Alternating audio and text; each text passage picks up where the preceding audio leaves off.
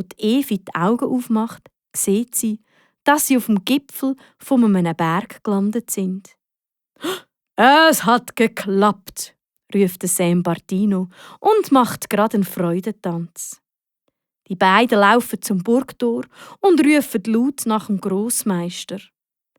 Eine laut, tiefe Stimme sagt: «Wer ist da?»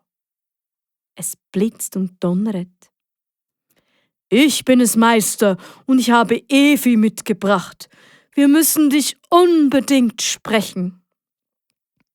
Ein Riegel wird zurückgeschoben. Die schwere Tür öffnet sich quietschend und der Grossmeister erscheint.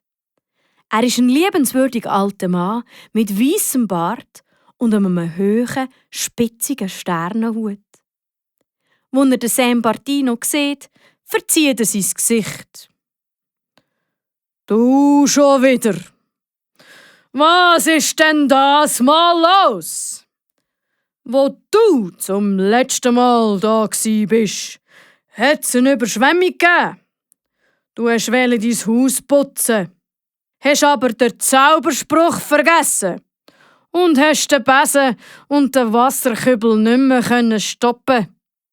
Erinnerst du dich noch?» «Meister», bittet Sam Bartino, «dies ist nicht der richtige Zeitpunkt für alte Geschichten. Ich habe Besuch mitgebracht.» Erst jetzt sieht der Grossmeister die Evi. «Hallo, Evi.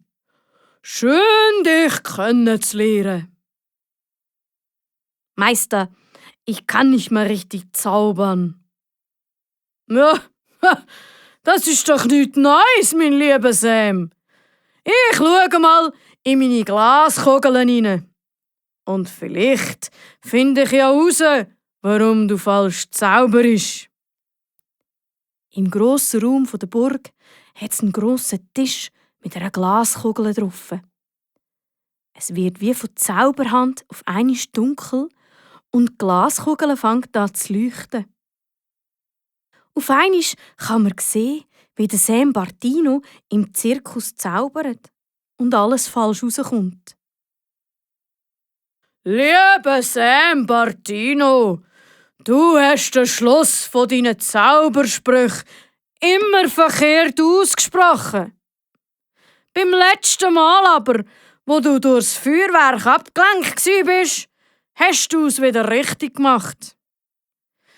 Du hast jetzt die Aufgabe, den Schluss 100-mal auf ein Blatt zu schreiben», sagt der Grossmeister.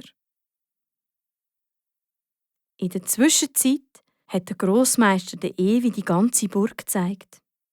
Das ist extrem spannend.